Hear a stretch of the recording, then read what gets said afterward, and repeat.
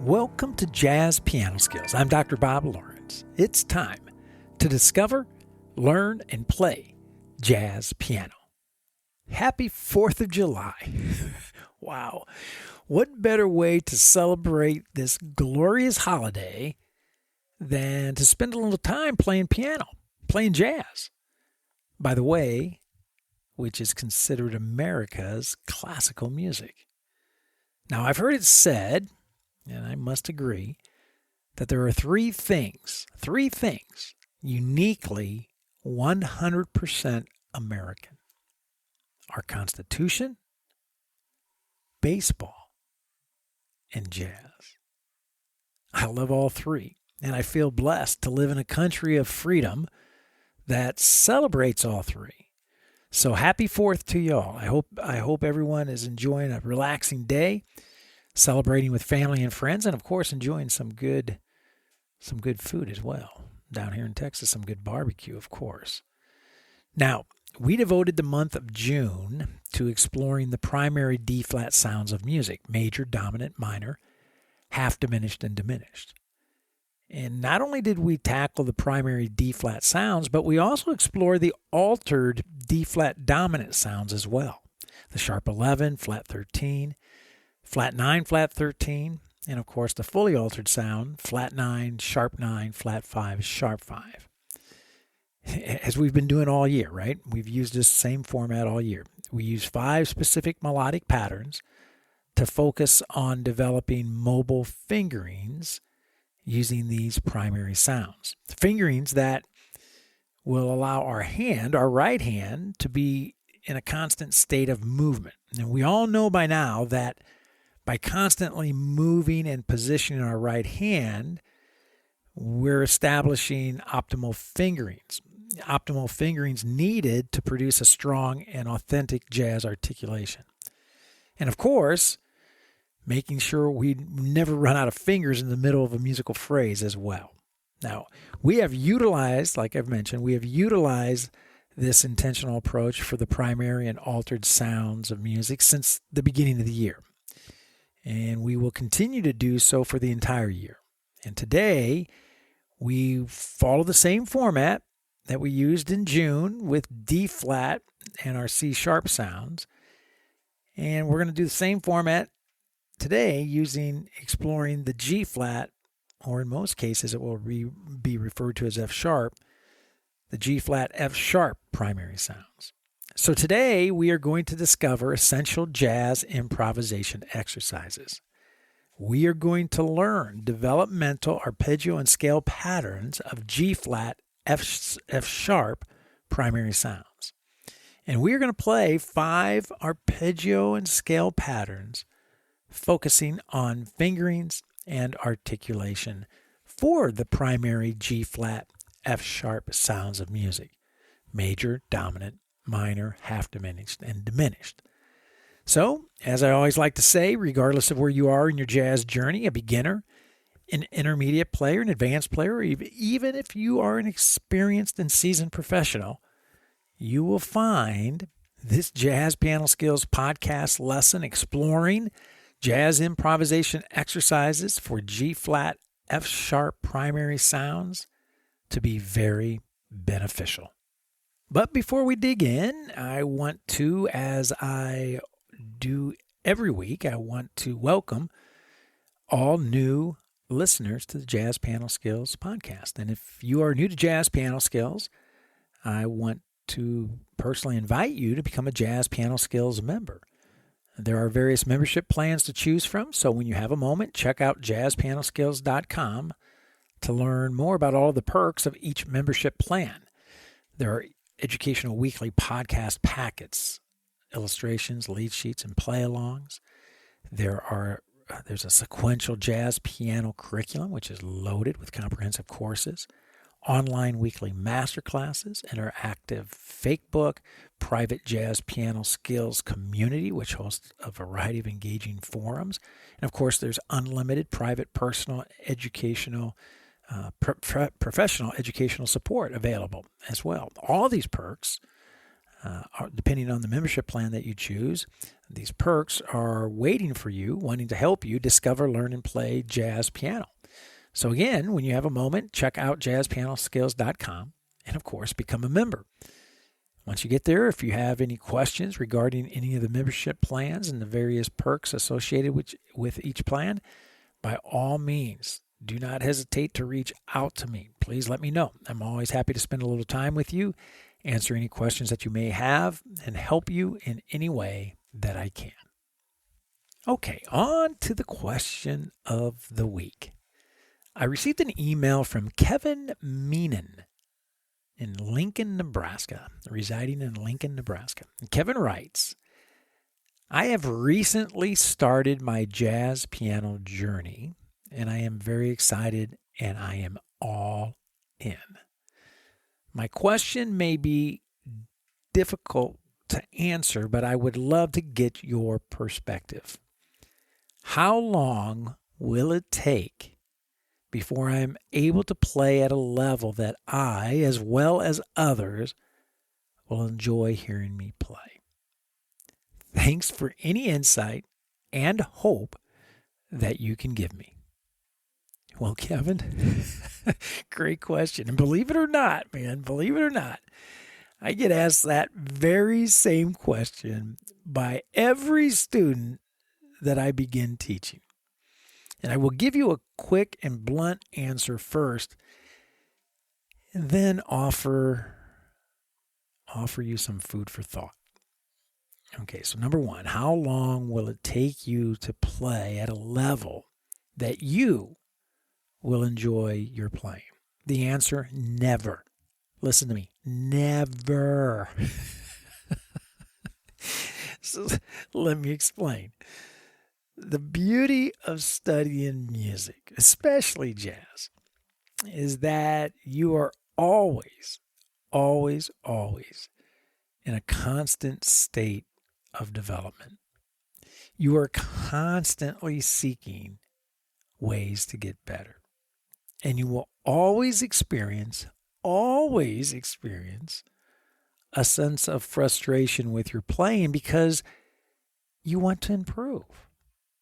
So learning how to play the piano, keep this in mind, learning how to play the piano and how to play jazz is not like putting together a model airplane. It just simply is not, where there is a beginning, a middle, and an end.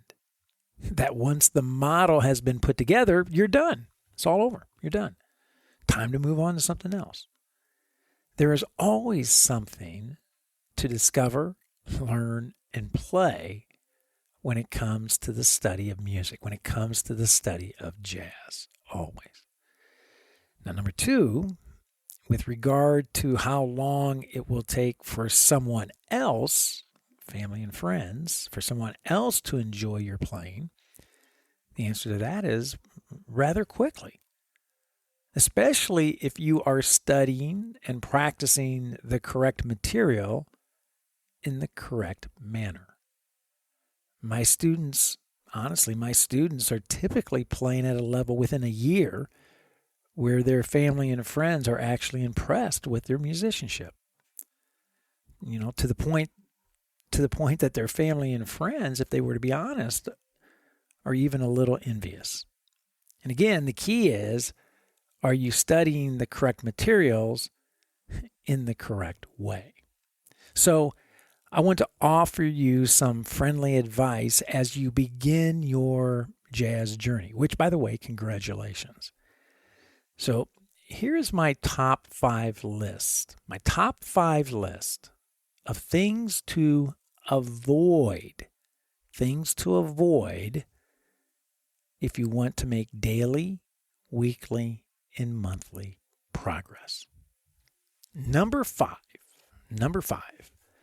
Make sure that you are practicing consistently. And by consistent, I mean daily practice, at least the majority of the time. You're not going to get better practicing once in a while. No more than you're going to get fit by exercising once in a while or once a month, right? So make sure that you are practicing. You're getting your hands on the keys daily as much as possible. Number 4, do not make the mistake of thinking that music theory is a practice approach. Academic explanations of musical realities simply validate why we practice what we practice. Let me say that again. Academic explanations of musical realities simply validate why we practice what we practice. Nothing more, nothing less. Theory is not a practice approach or an improvisational method. Number 3, do not spend hours upon hours upon hours attempting to transcribe jazz solos as you begin your jazz journey.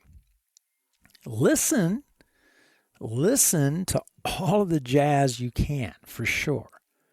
But do not fall prey to one of the most common battle cries of so many musicians offering you advice on how to develop your jazz skills.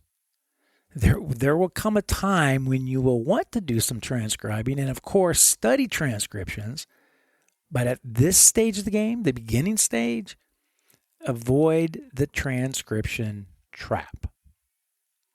Number 2, do not dive into the pool of jazz until you know what is beneath the surface and how best to conceptually organize and approach the study of the essential elements, or the data as I like to refer to it.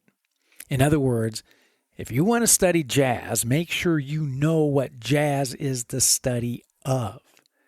You must be aware of the musical facts, the shapes and the sounds of jazz if you hope to have a well thought out practice approach that will ultimately produce legitimate results. And number 1, drum roll.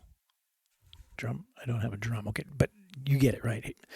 Number 1, do not make tune playing the center of your practice routine.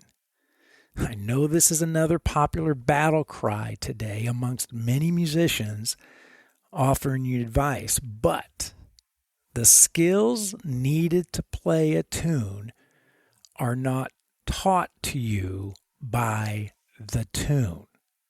Let me say that again.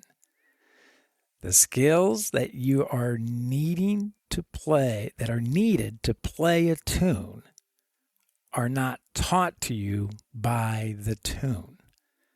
Jazz piano skills, chords, voicing, scales, arpeggios, patterns, fingerings, must be thoroughly explored conceptually and physically apart from any specific tune. Bottom line, you have to gain a command of jazz piano skills in order to apply jazz piano skills to the tunes you want to play. And once you gain a functional command of the essential jazz piano skills, you will go from playing 0 tunes to thousands of tunes in what will appear to outsiders, your family and friends, as happening overnight, which of course we all know is not the case. Wow. So Kevin, I hope my answer and some of my insight, I hope you find them to be helpful. And as always, if further clarification is needed, do not hesitate to reach out to me. Okay? I'm happy to spend some time with you and dive a little deeper into this subject matter for you. Wow. As always, another great question from another wonderful jazz piano skills member. Okay, onward and upward with our exploration of jazz improvisation exercises for G flat, F sharp primary sounds. Okay, poor fingerings, right, without question, I've mentioned this before, based on decades of teaching experience, is without question number one reason people have difficulty playing the piano. Right? It's a lack of hand and finger mobility, a type of hand paralysis, as I like to call it, that makes it difficult for folks to generate melodic lines.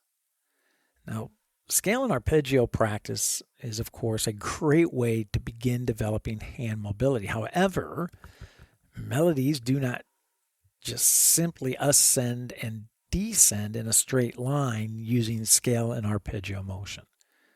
Therefore, it's important to begin practicing melodic patterns like the ones we have been exploring since the start of the year, and melodic patterns that challenge us to begin shifting our hands across the keys. Practicing intentional shifting, which we're about to do, begins to simulate a musical reality that pianists must deal with, pianists must address. This musical reality, the need to always have fingers available, allowing us to move in either direction, up or down, must be practiced in such a way that it develops proper musical instincts and, of course, muscle memory. Musical instincts and muscle memory that allows us to properly and easily articulate melodies so that they sound like jazz. This is precisely why the melodic patterns that we are exploring today focus on intentionally creating hand shifts within a melodic line. Even if it's possible to play the melodic line with no hand shift, we insert a hand shift. Right? The objective is to begin establishing and developing hand-finger mobility. In fact, some of the fingerings I have notated in the lead sheets include multiple hand shifts within one measure, within one melodic idea. So, throughout this year, we are devoting our effort to exploring all 5 primary sounds of music for all 12 notes using arpeggio and scale developmental improvisational exercises that will force us to deal with fingerings that will help us develop hand mobility. We are also utilizing the same approach to explore the altered sounds of music, dominant sounds, the flat 9, sharp 9, sharp 11, flat 5, sharp 5, flat 13, right? We're doing the same thing. We'll be doing that next week. But each month, we focus on one of the 12 notes. 1 week of the month devoted to primary sounds, 1 week devoted to the altered sounds. Again, we'll do altered sounds next week. We then, as we've been doing since the beginning of the year, followed up with a bebop tune to help us apply our new fingerings and articulation to a musical setting.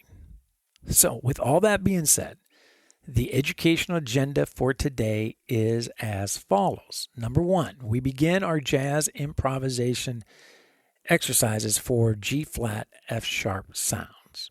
Number 2, we will play essential arpeggio patterns that you need to discover, learn, and play from the root to the 13th of the sound, the entire sound, using a root, 3rd, 5th, and 7th entry, 4 different zones.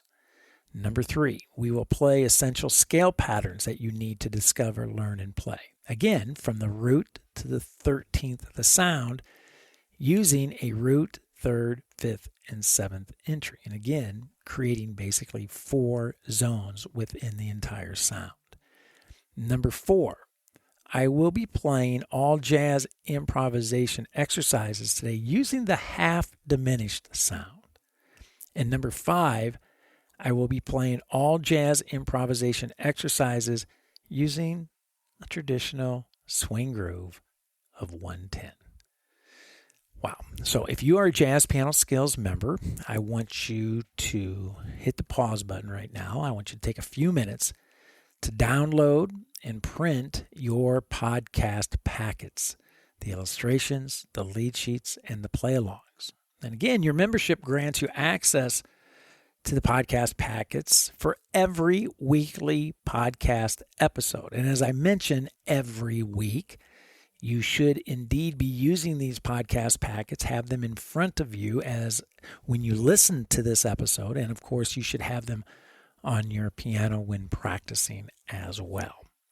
So if you are listening to this podcast on any of the popular podcast directories, which there are a gazillion of them, Apple, Google, Amazon, Spotify, iHeartRadio, Pandora, and the list goes on, then be sure to go directly to jazzpianoskillspodcast.com, jazzpianoskillspodcast.com.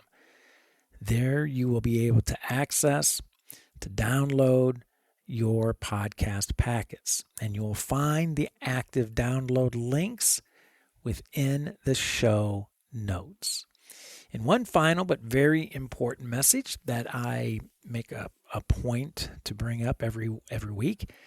If you are listening to this episode and you are thinking that the jazz improvisation exercises for the primary G flat, F sharp sounds, and the various skills that we are about to discover, learn, and play, if you are thinking that this is way over your head, then I would say to you, no worries. Sit back, relax, and get ready to enjoy this episode. Just continue to listen. Continue to grow your jazz piano skills intellectually by just simply listening to this episode. Every new skill is over our heads when first introduced. But this is how we improve, right? This is how we get better. We place ourselves smack dab in the middle of conversations where we are hearing things that we have absolutely no idea what's going on, right? But this is how we grow intellectually. I say it all the time. All musical growth begins upstairs, mentally, conceptually, before it can come out downstairs physically in your hands. So sit back, relax, listen to this podcast episode, this podcast lesson now to discover and learn. The play, as it always does, will come in time. I guarantee it. Okay, now that you have your lead sheets in your hands, I want to point out just a few things before we get started. You will see that lead sheets 1 through 5 deal with arpeggio motion, while lead sheets 6 through 10 deal with scale motion. You will also notice that the jazz improvisation exercises are the same for all 5 primary sounds: major, dominant, minor, half diminished, and diminished.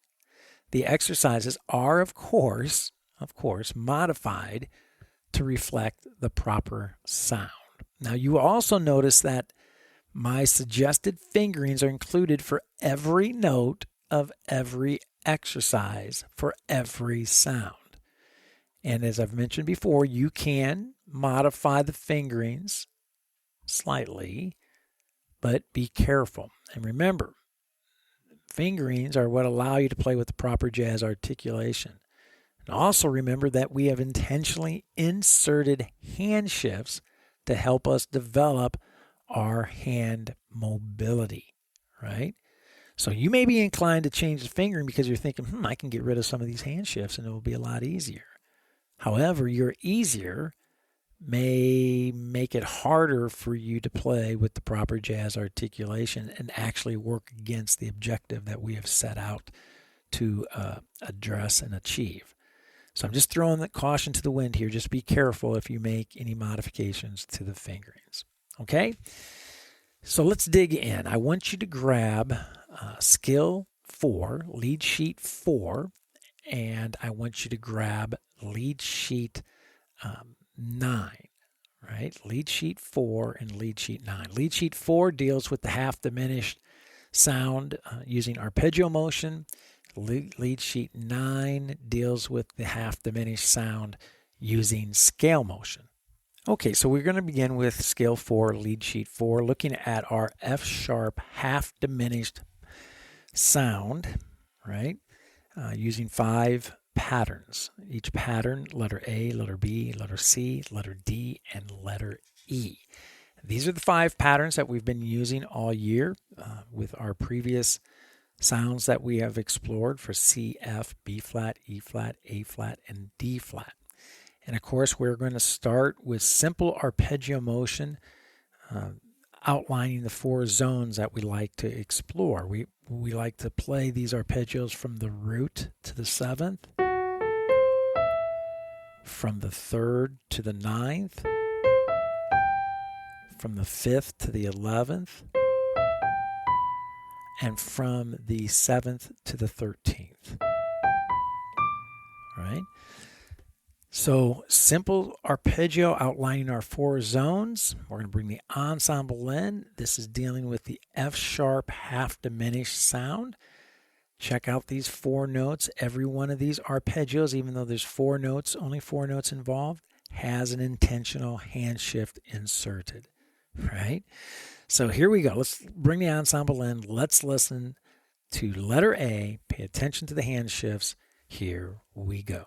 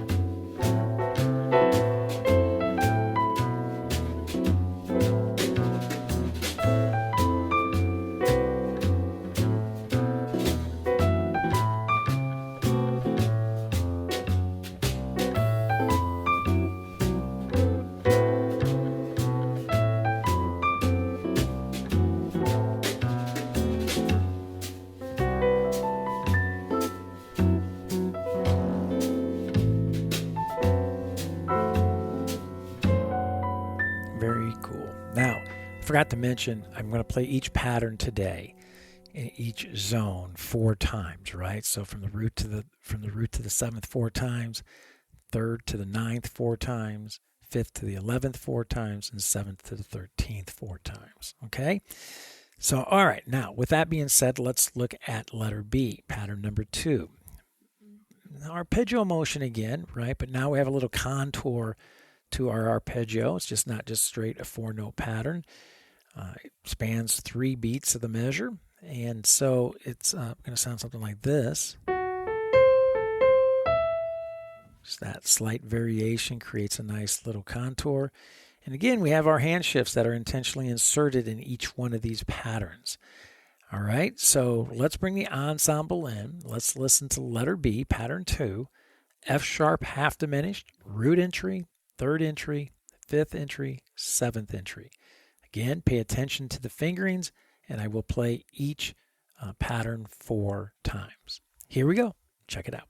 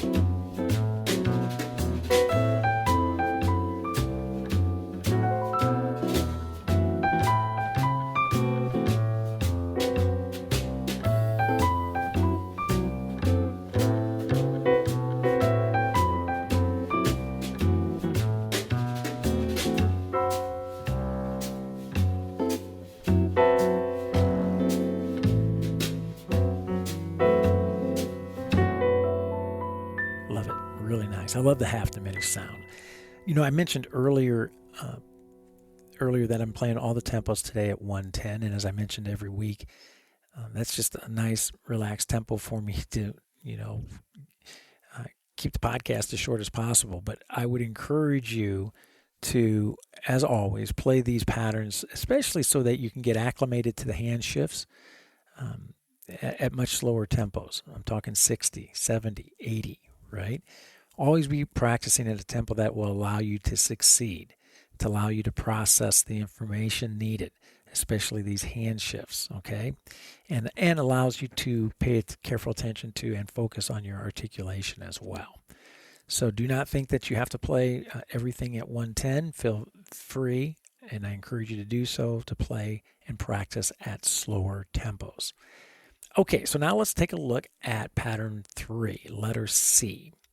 Again, we have our F sharp half diminished sound. And by the way, it's F sharp half diminished, not G flat half diminished, because the F sharp half diminished sound derives from the G major scale.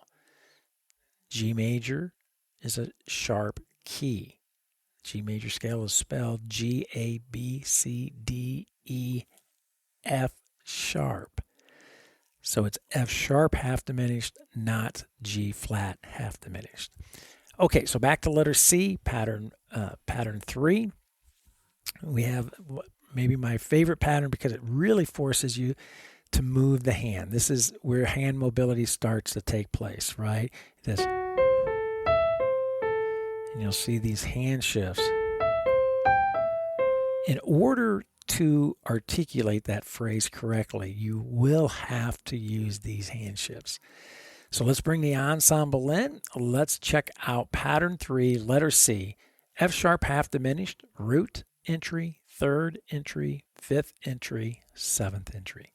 Here we go.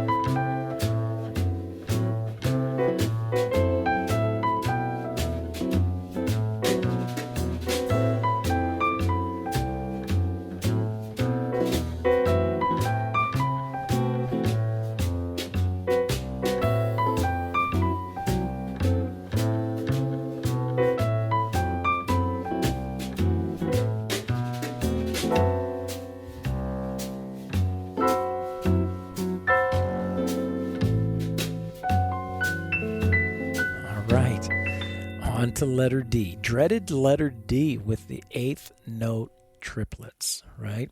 So a lot of movement here. We have to deal with 8th note triplets. They are laced throughout jazz literature. So what better way to begin getting acclimated to this feel, to this articulation, than to have a pattern that helps us develop our hand shifts at the same time, right? We're killing multiple birds with one stone, so to speak. So we have triplets throughout the entire pattern that last for the entire measure now, right? So again, though, we keep with our 4 zones that we have laid out: root to 7, third to 9, fifth to the 11th, and 7th to the 13th. So let's bring the ensemble in. Pay attention to these hand shifts. As I've encouraged you in previous podcast episodes, I would encourage you to take a yellow highlighter and maybe mark where those shifts are taking place. Illuminate those for yourself to help you lock into when the hand is moving. Okay? So here we go. Letter D, pattern 4, F sharp half diminished, root, third, fifth, 7th entry. Each one 4 times. Here we go.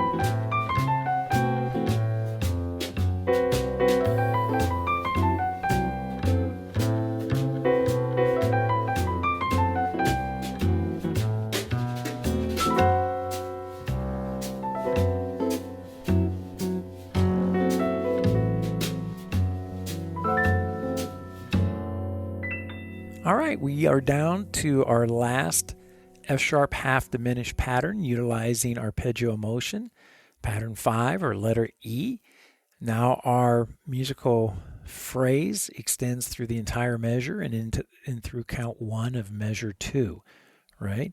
So we get a nice eighth note feel, back to straight eighth notes, no triplets. We get, okay? Hand shifting going on there. And again, this same pattern is being played through the third, with third entry, fifth entry, and seventh entry. All right, so without further delay, let's bring the ensemble in. Let's listen to letter E, pattern 5, F sharp half diminished, root, third, fifth, seventh entry. Here we go.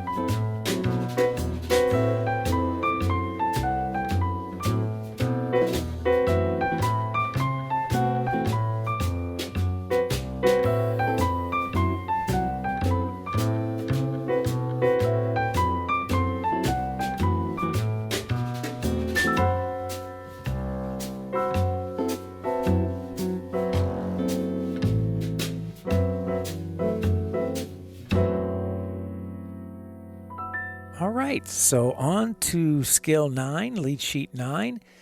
Now we're going to look at our F sharp half diminished sound using scale motion. These 5 patterns will utilize scale motion.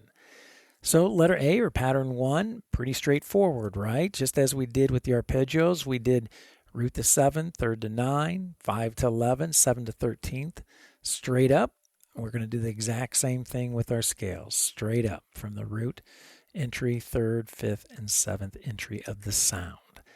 Again, intentional hand shifts are placed within these scales, so make sure that you make note of them and utilize them.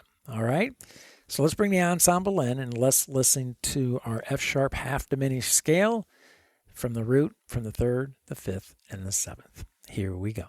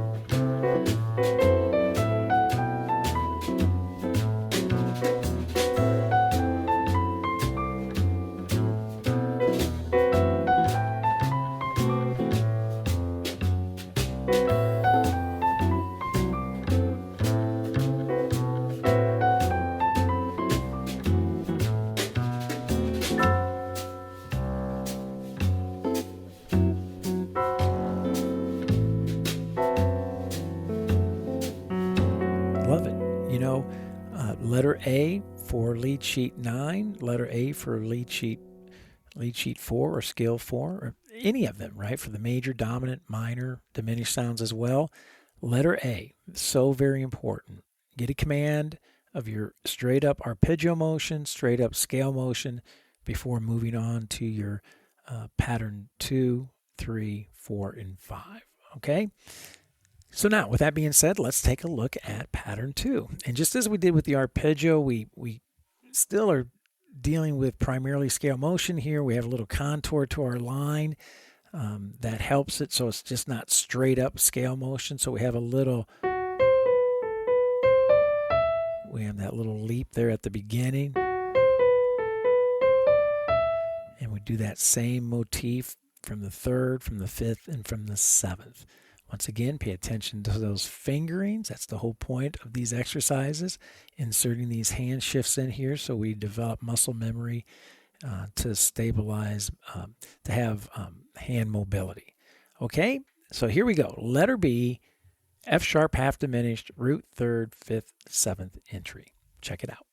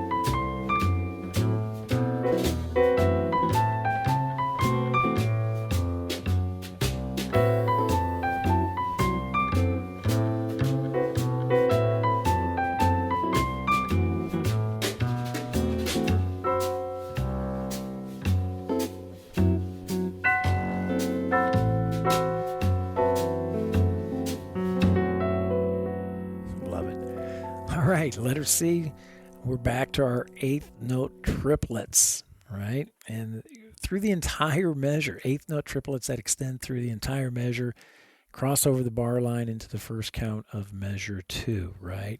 So again, lots of fingering going on here. And lots of shifting in order to pull off that articulation, that phrasing through the entire measure. Okay, so pay attention to the fingerings as always, and as always, we will do a root, 3rd, 5th, and 7th entry. So here we go. Let's have some fun. Check it out.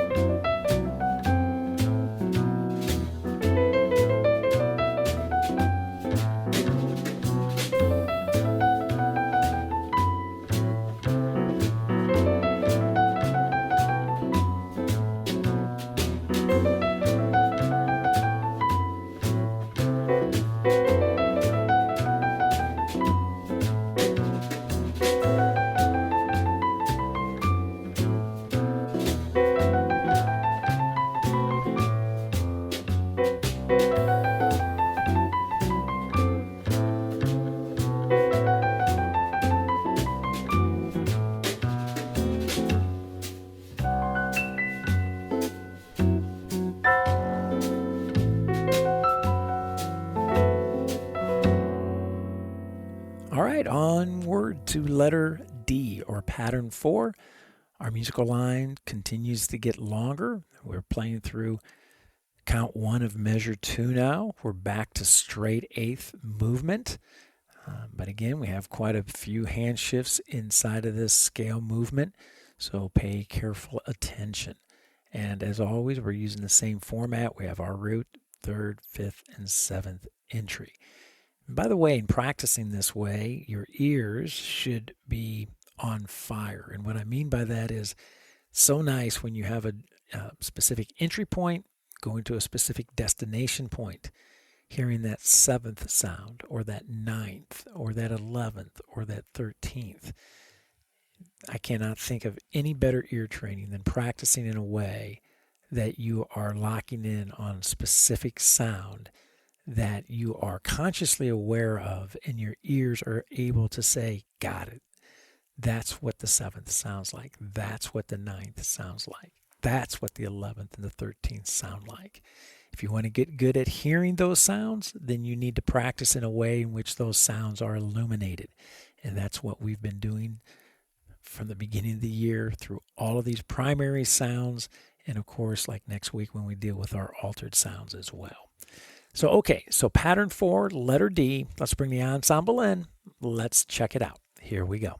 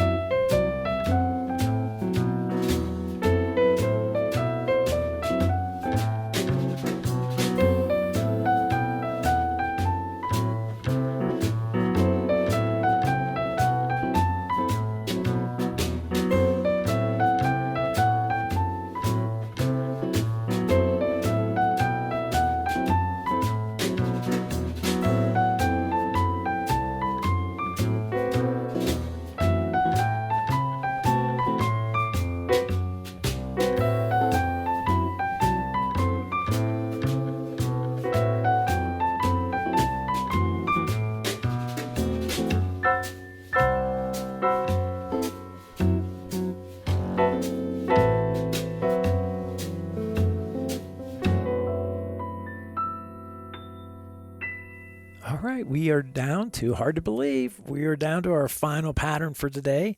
Pattern 5, or letter E. Again, just the eye test, you can look at it there and see that, wow, our melodic line is getting longer again, right? Straight eighth movement, right? We have our eighth notes again. Again, several hand shifts have been inserted to help us develop our hand mobility. So, again, without further delay, let's just bring the ensemble in. Let's do root, 3rd, 5th, 7th entry for F sharp half diminished. Here we go.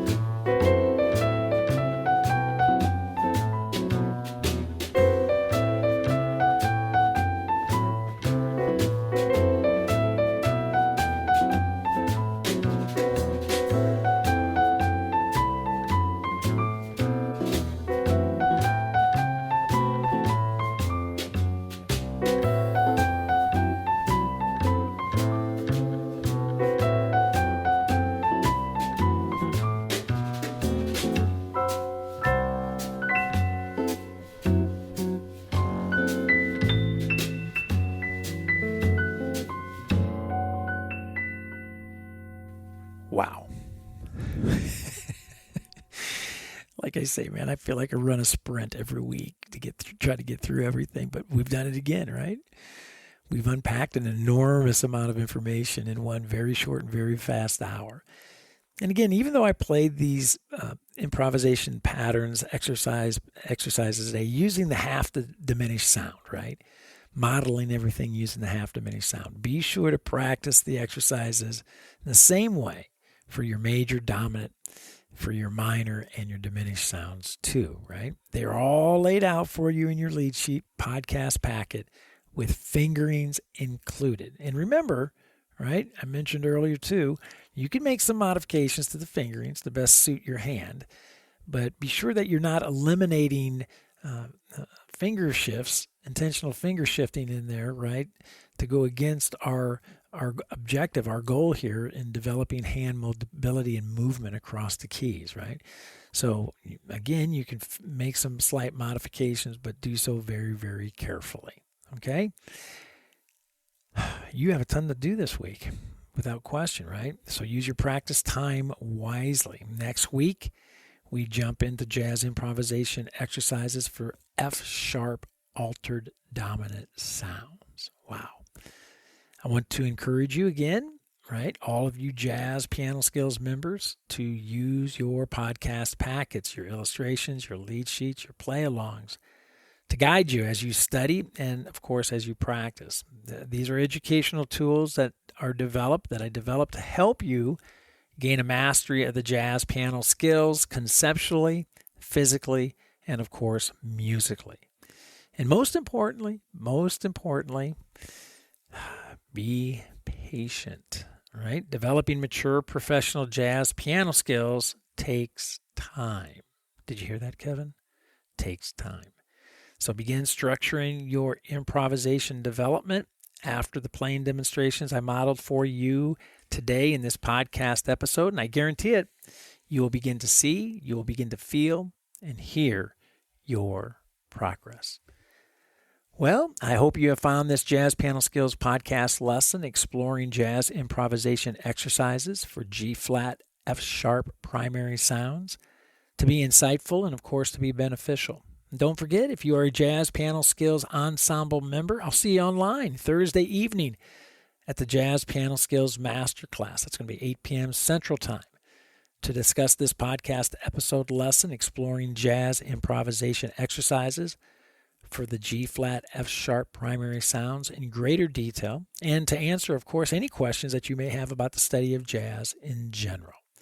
If you have any questions before then, you can always reach me by phone, 972-380-8050. My office extension is 211. If you prefer email, that's fine. I can be reached at Dr. Lawrence, drlawrence@jazzpianoskills.com. Or you can use the nifty little SpeakPipe widget that is nestled on every page throughout the Jazz Piano Skills website. Well, there is my cue. That's it for now. And until next week, enjoy the jazz improvisation exercises for the G-flat, F-sharp primary sounds. Have a fabulous 4th of July celebration. And most of all, have fun as you discover, learn, and play jazz piano.